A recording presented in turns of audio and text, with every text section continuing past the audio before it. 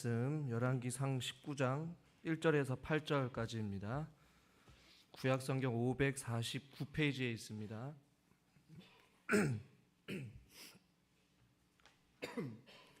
열왕기상 19장 1절에서 8절까지 한 절씩 교독하겠습니다. 아합이 엘리야가 행한 모든 일과 그가 어떻게 모든 선지자를 칼로 죽였는지를 이세벨에게 말하니, 이세벨이 사신을 엘리야에게 보내어 이르되, 내가 내일 이맘때에는 반드시 내 생명을 저 사람들 중 한 사람의 생명과 같게 하리라. 그렇게 하지 아니하면 신들이 내게 벌 위에 벌을 내림이 마땅하니라 한지라. 그가 이 형편을 보고 일어나 자기의 생명을 위해 도망하여 유다에 속한 브엘세바에 이르러 자기의 사환을 그곳에 머물게 하고, 자기 자신은 광야로 들어가 하룻길쯤 가서 한 로뎀나무 아래에 앉아서 자기가 죽기를 원하여 이르되, 여호와여, 넉넉하오니 지금 내 생명을 거두시옵소서. 나는 내 조상들보다 낫지 못하니이다 하고, 로뎀나무 아래에 누워 자더니 천사가 그를 어루만지며 그에게 이르되 일어나서 먹으라 하는지라. 본즉 머리맡에 숯불에 구운 떡과 한 병 물이 있더라. 이에 먹고 마시고 다시 누웠더니 여호와의 천사가 또다시 와서 어루만지며 이르되 일어나 먹으라, 내가 갈 길을 다 가지 못할까 하노라 하는지라. 이에 일어나 먹고 마시고 그 음식물의 힘을 의지하여 40주 40야를 가서 하나님의 산 호렙에 이르니라. 아멘. 주일 예배 나오신 여러분 환영하고 축복합니다. 옆에 있는 분들께 인사합시다. 함께 해주셔서 감사합니다. 벌써 새해 복 많이 받으세요가 나왔어요. 저는 개인적으로는 이렇게 절기나 날짜에 대해서 그렇게 중요하게 생각을 하지 않는 편이긴 합니다. 매 순간순간이 마지막이라는 생각을 가지고 하나님께 예배를 드리고 하나님께 기도하는 것이 나그네 된 저와 여러분들의 삶의 이유이기 때문에 그렇습니다. 그럼에도 불구하고 또 오늘 마지막 주일 2023년도 오전 예배입니다. 시작도 좋고 끝도 좋아야 또 우리가 또 복스러운 거 아니겠어요? 한결같이 예배 시간에 주무신 분들은 한결같이 주무시지 마시고 오늘 하나님 앞에 또 유종의 미를 거두기 위해 눈을 크게 뜨고 하나님 말씀에 좀 귀 기울였으면 좋겠어요. 엘리야라는 이 말씀 우리가 계속해서 살펴보고 있지만 쉽게 한 구절 한 구절 그냥 넘어갈 수가 없어서 우리 성도님들과 함께 좀 계속해서 말씀을 나누고 있습니다.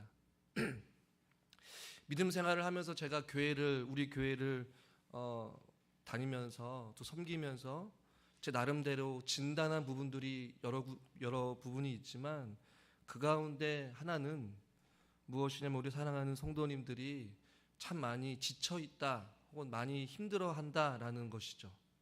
물론 불가항적인 어떠한 나이로 인하여서 연로함으로 인하여서 육체의 연약함으로 인하여서 하지 못하는 것들도 많이 있어요. 보내온 세월만큼 몸도 마음도 많이 또 힘들고 지쳤다라는 것도 알고 있습니다. 저는 그것에 대해서 제가 할 수 있는 게 없기 때문에 한편으로 목회자가 보는 관점은 육체적인 연약함으로 인하여서 교회가 고령화되는 것보다도 중요한 것은 우리의 어떤 영적인 믿음의 상태, 마음의 상태를 보면 그렇게 건강하지 못한다라는 모습을 발견하게 되는 경우가 많이 있습니다. 새벽 예배나 수요 예배, 기도회, 어떤 영적인 부분에 있어서 보면 각자의 나름의 사정과 이유가 있지만 참 많이 지쳐 있고 영적으로 침체되어 있구나. 그것을 좀 다시 회복시키기 위해 저는 강단에서 계속해서 끊임없이 강의 말씀을 통해서 성도님들과 말씀을 나눴습니다. 그 가운데 한 일부분이 이 엘리야의 말씀인 것이죠. 엘리야도 하나님의 부르심을 받고 또 그리시네가와 사르밧 과부, 그 다음에 바알 선지자, 아세라 선지자와의 치열한 전투, 그 다음에 불을 경험하고 비를 경험했던 화려했던 그의 인생도 있었지만 한편으로는 그의 삶 속에 어두웠던 부분, 침체했던 부분, 넘어졌던 부분, 낭망했던 부분, 심지어 오늘 성경 본문에도 말씀한 것과 같이 엘리야가 하나님께 차라리 내 생명을 거두시옵소서라고 하고 싶을 만큼 말할 수 없는 어떤 영적인 아픔, 지침, 영적인 탈진 혹은 우울감 이러한 것들이 엘리야에게 지금 있었단 말이죠.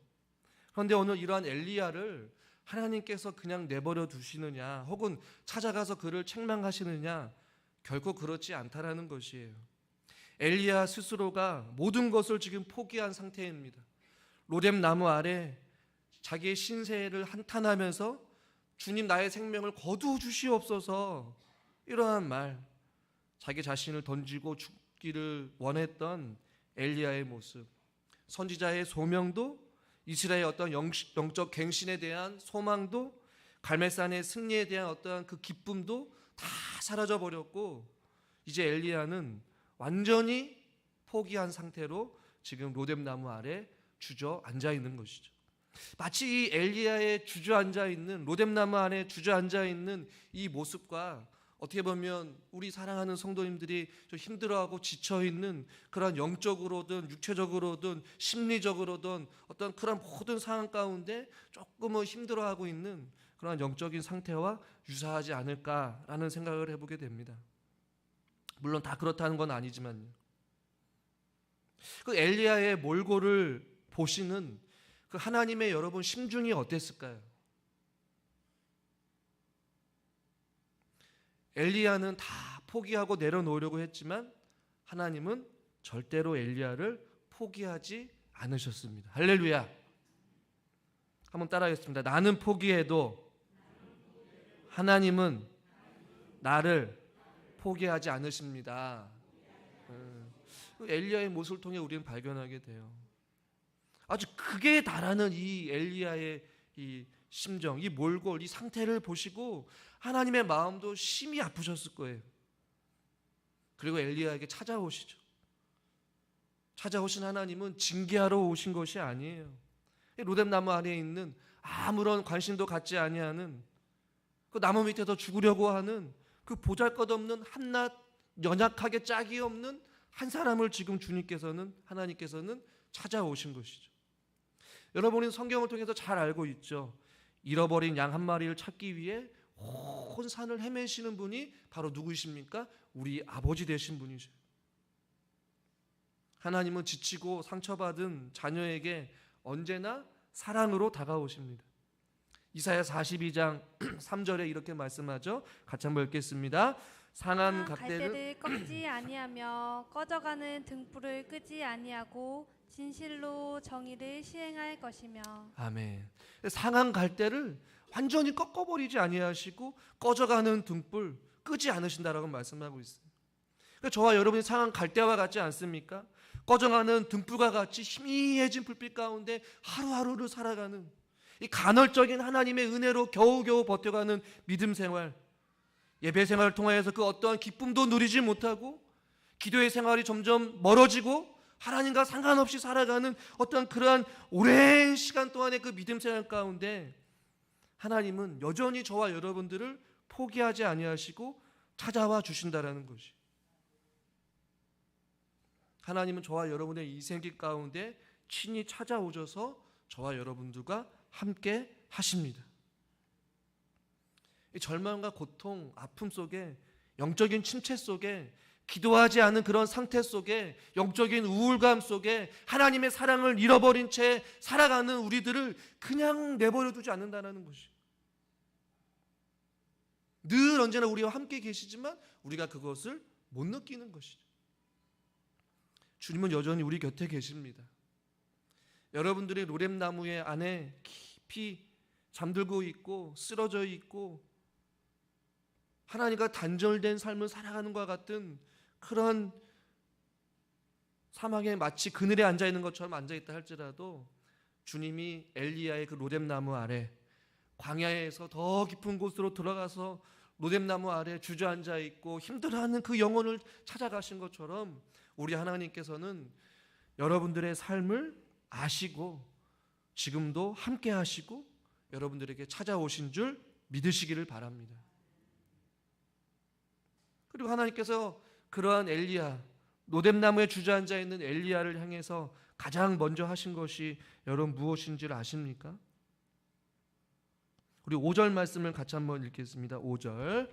로뎀나무 아래 누워 자더니 천사가 그를 어루만지며 그에게 이르되 일어나서 먹으라 하는지라. 아멘. 무엇을 먼저 하셨을까요? 어루만져 주셨다라는 것이. 오늘 설교 제목과 같이 어루만져 주셨다.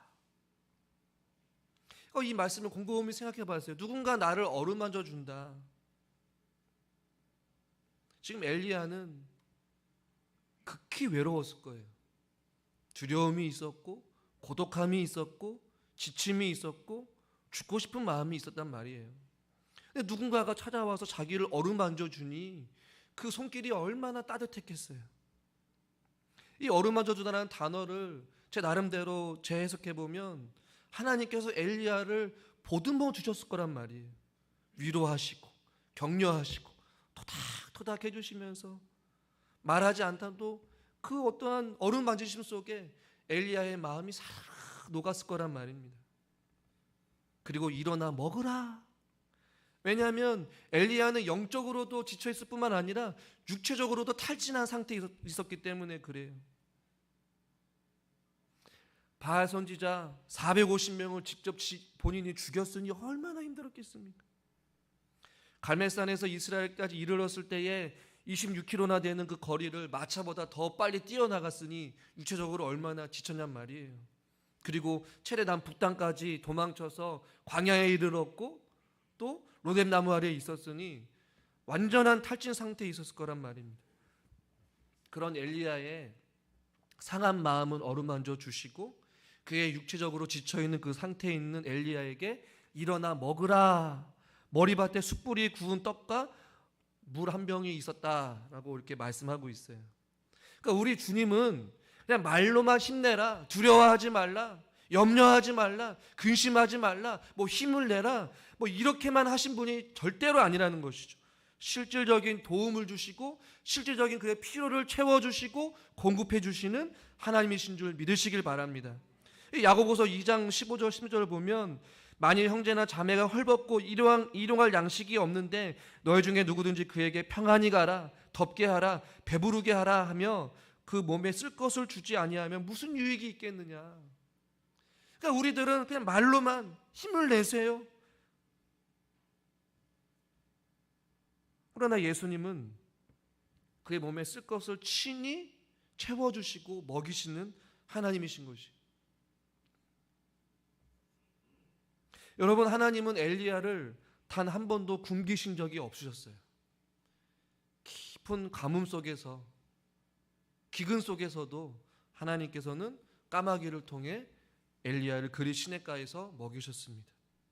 사르밧 과부의 집에서도 하나님께서는 엘리야의 필요를 채워 주신 분이셔요.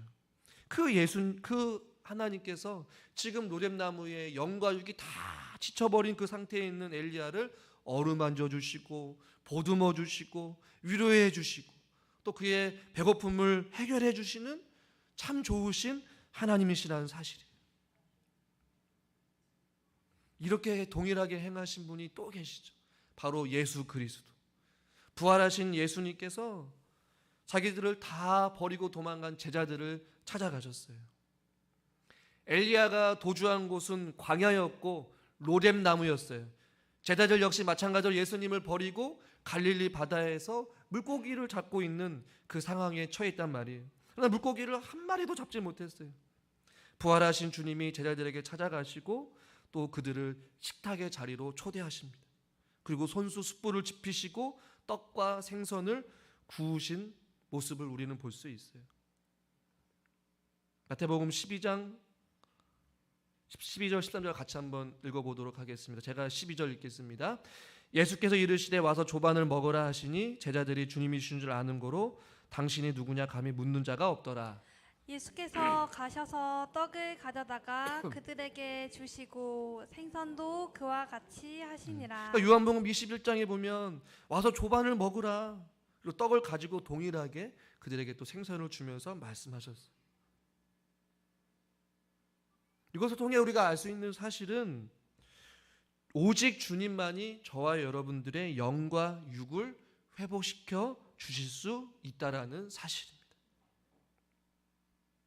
조금 더 구체적으로 말씀드리면 십자가의 사랑과 희생만이 저와 여러분들의 절박한 필요를 충족시켜 주실 수 있다라는 것이.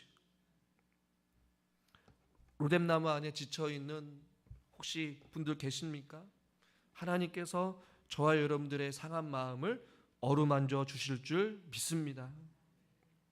우리의 필요를 아시는 주님, 힘이 없는 자들에게는 실질적으로 힘을 더해 주실 것이고, 병든 자들에게는 치료하심의 은혜를 베풀어 주실 것이고, 위로가 필요한 자들에게는 하나님의 실질적인 참된 평강과 위로를 허락해 주실 것이고, 마음이 불안한 자들에게는 평안을, 삶의 얽매인 자들에게는 자유함을 허락해 주실 것입니다. 여러분, 무엇 때문에 로뎀나무 안에 앉아 계십니까? 여러분, 무슨 이유 때문에 로뎀나무 안에 앉아서 가만히 계십니까? 주님의 이 어루만지심과 주님의 이 도우심의 손길을 여러분들이 경험할 수 있기를 주님의 이름으로 간절히 축원합니다. 주님은 누구보다도 여러분들을 잘 알고 계셔요. 무엇을 원하는지, 무엇이 필요한지, 그리고 실질적으로 그것을 허락해 주신다라는 사실을 말이죠.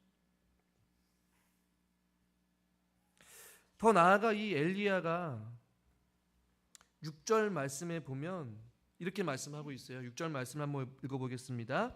본즉 머리맡에 숯불에 구운 떡과 한 병 물이 있더라. 이에 먹고 마시고 다시 누웠더니. 주님께서 어루만져 주셨어요. 그때 엘리야의 배고픔도 해결해 주셨어요. 그런데 지금 엘리야가 어떻게 하고 있습니까? 먹고 마시고 다시 누웠다라고 말씀하고 있어요. 다시 누울 정도로 이 기력이 회복이 안 되는 거예요. 이 마음이 어떤 회복이 온전치 않다라는 것이죠. 이 말씀을 좀 오해하는 분들이 있어요. 목사님, 그 뭐 주님의 어루만지심이, 주님께서 먹여주시는 것이 이 엘리야를 완전히 회복 못 시킨 것 아닙니까? 이렇게 해석해서는 안 돼요. 하나님은 엘리야를 어루만지시고 그의 필요를 채워주고 있지만 엘리야는 여전히 다시 눕고 싶은 마음이 더 강한 것 같아요. 우리도 그렇지 않습니까? 은혜를 경험하고 또 기도를 하면서도 여전히 어김없이 다시 세상으로 향하고 불순종의 길을 걸어가고 넓은 길로 걸어가고 다시 눕고 싶은 마음, 다시 편해지고 싶은 마음, 다시 내 마음대로 살고 싶은 마음이 욕구가 강하다라는 것이죠. 수없이 넘어지고 좌절하고 실패하고 또 로뎀나무로 찾아가서 신세를 한탄하고 침체에 빠지고 이러한 반복적인 어떤 패턴이 계속해서 이루어진다는 것이죠. 그러나 주님은 그런 엘리야를 가만히 내버려 두지 아니하시고 포기하지 않으셔요. 7절 말씀을 볼까요? 여호와의 천사가 또 다시 와서 뭐라고요? 또 다시 와서 어루만지며 이르되 일어나 먹으라. 그러니까 우리는 자꾸만 주님과 멀어지기로 하고 신세를 한탄하고 자꾸만 눕고 싶어 해요. 자꾸만 떠나려고 해요. 자꾸만 숨으려고 해요. 주저앉고 싶어 해요. 그러나 주님은 또다시 오셔요. 넘어질 때에, 우리가 낭망할 때에, 우리가 근심할 때에, 염려할 때에 자꾸만 우리를 안심시켜요. 그러나 상황이, 여건이 바뀌지 않고 또 우리는 또 주저앉습니다. 또 넘어집니다. 또 좌절합니다. 또 불평합니다. 또 시험에 듭니다. 또 기도하지 않습니다. 은혜를 경험하고 하나님의 응답을 경험했음에도 불구하고 여전히 하나님께로 나아가지 못하는 연약하기 짝이 없는 우리들이 이 엘리야의 모습과 마찬가지입니다. 먹고 마셔도 또 눕고 싶은 것이 우리의 본성인 것이죠. 그러나 주님은 포기하지 않으세요. 또다시 오셔요. 또다시 보내셔요. 또다시 어루만지시고 또다시 우리의 필요를 채워주시는 분이셔요. 이것을 무한하신 하나님의 긍휼과 사랑이라고 표현하고 싶어요. 또다시 찾아오시고 또다시 어루만지시고 또다시 우리에게 필요를 채워주시는 참 좋으신 하나님. 찬양의 가사가 있죠. 주의 인자는 끝이 없고 그의 자비는 무궁하며 아침마다 늘 새롭고 늘 새로우니 주의 성실이 큼이라. 성실하신 주님. 이 찬양 참 개인적으로 좋아하거든요. 주님의 인자는 끝이 없어요. 또 그의 자비는 무궁합니다. 그리고 내가 다시 눈을 뜰 때까지 내 몸을 어루만지시고 참고 기다리시는 분이 바로 우리 하나님이셔요. 이 다윗이 시편 3편 5절에서 이런 고백을 합니다. 같이 한번 읽겠습니다. 내가 누워 자고 깨었으니 여호와께서 나를 붙드심이로다. 아멘. 여러분, 이 시편 3편의 고백이 어떤 상황에서 쓰여진 시인지 아십니까? 시편 3편 표제를 보시면 다윗이 그의 아들 압살롬을 피하면서 도망칠 때 지은 시가 이 시예요. 자기 아들이 자기를 죽이려고 하는 상황 가운데 있었지만 내가 누워도 자고 깨고 있으니 왜냐하면 주님께 나를 붙드셨기 때문에. 그러니까 다윗은 하나님이 함께 하시고 자기를 붙드심을 알았기 때문에 죽음의 위협 속에서도 누워 자기도 하고 깨어 있기도 할 수 있단 말입니다. 그러니까 주님이 저와 여러분들을 지금도 붙잡고 계셔요. 로뎀나무 안에 앉아서 등을 돌리고 누워있던, 낭망하고 있건 울고 있건 쓰러져 있건 포기하고 싶건 하나님과 멀어졌건 그 우리의 어떤 추악하고 연약한 모습들에 상관없이 주님은 또다시 오시고 또다시 만지시고 또다시 우리의 필요를 공급해 주시는 참 좋으신 이 사랑의 끝이 없으신 분이시라는 것이죠. 그리고 결국에는 엘리야로 하여금 일어서게끔 하십니다. 그리고 그의 사명을 회복시켜 주십니다. 그리고 다시 그 믿음의 여정을 걸어가기를 기다리시는 것이죠.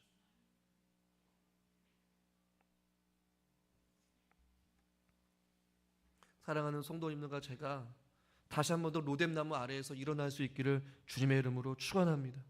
이 아가서 말씀이 참 아름다운 말씀이에요. 사랑하는 자가 내게 말하여 이르되 이르기를 나의 사랑 나의 어여쁜 자여 일어나서 함께 가자라는 것이죠. 그럼 천사가 지금 누워 자고 있는 그 엘리야를 기다리고 있고 또 깨워서 먹이고 있고 어루만져주고 있어요. 마치 이 아가서의 고백과 같이 사랑하는 자여 내 어여쁜 자여 일어나서 나와 함께 가자. 11절에 겨울도 지나가고 비도 그쳤다라는 것이에요. 이 겨울과 비는 고통을 의미하거든요. 추운 겨울, 차디찬 어떤 그런 것을 의미해요. 12절을 보십시오. 지면에는 꽃이 피고 새가 노래할 때가 이르렀는데 비둘기의 소리가 우리 땅에 들리는구나. 13절 무화과 나무에 푸른 열매가 익었고 푸른 나무는 꽃을 피워 향기를 토하는구나. 나의 사랑 나의 어여쁜 자여 일어나서 함께 가자. 할렐루야. 주님이 여러분들에게 계속 초청하는 것이죠. 사랑하는 자여 내게로 와라. 그렇기 때문에 하나님께서는 영적 침체의 상태로 하나님의 사람들을 계속 두지는 않는다라는 것이에요. 여러분의 어떤 영적인 깊은 어떠한 연약함, 침체는 지속되지 않을 것입니다. 저는 그것을 믿습니다. 다시 한번 일어나서 여러분들의 기도가 회복되어지고 예배 생활이 회복되어지고 헌신이 회복되어지고 어떠한 하나님과의 관계가 회복되어져서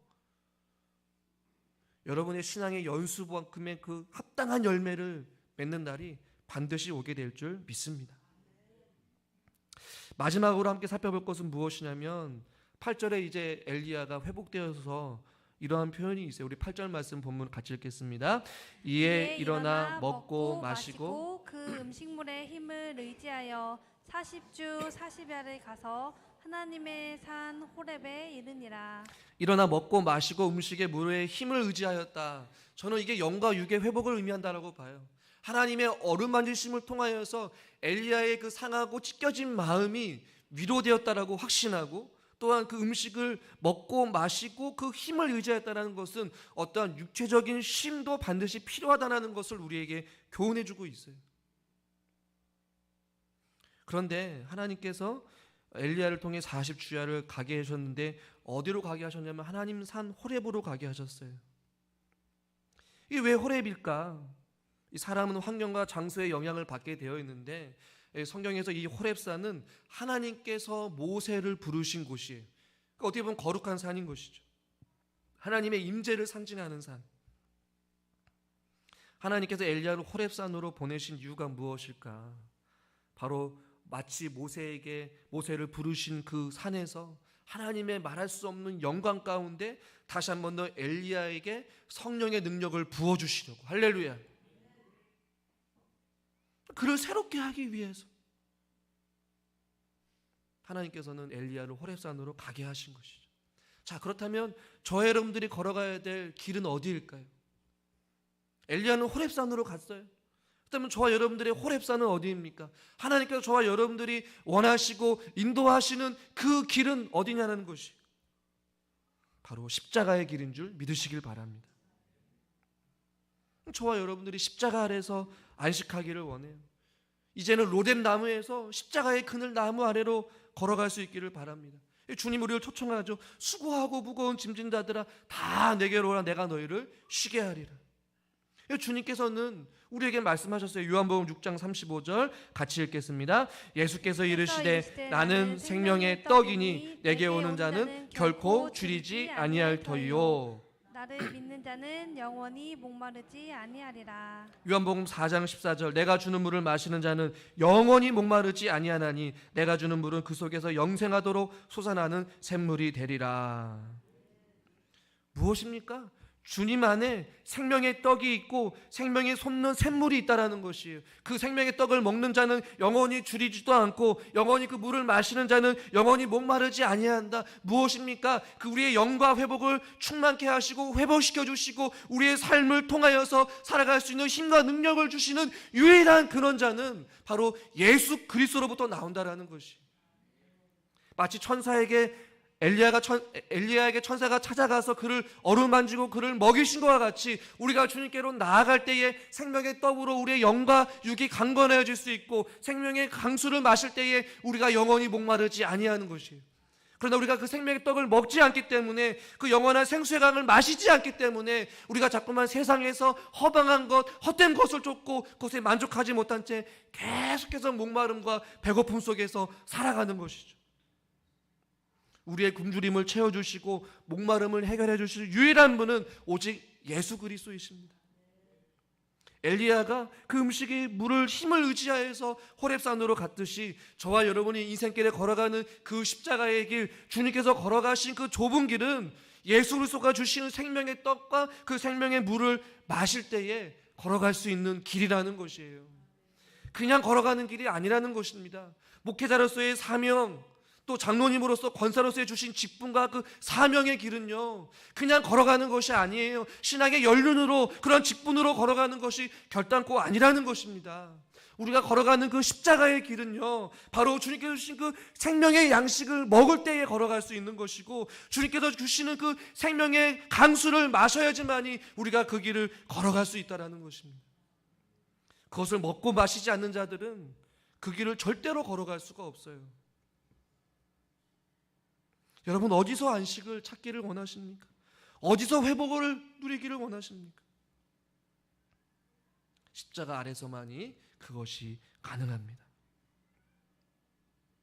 저는 말씀을 통하여 여러분들에게 하나님의 각자에게 그 어루만지심과 여러분의 피로를 채워주시고 복주시는 하나님의 은혜가 여러분 가운데 있으시기를 주님의 이름으로 간절히 축원합니다.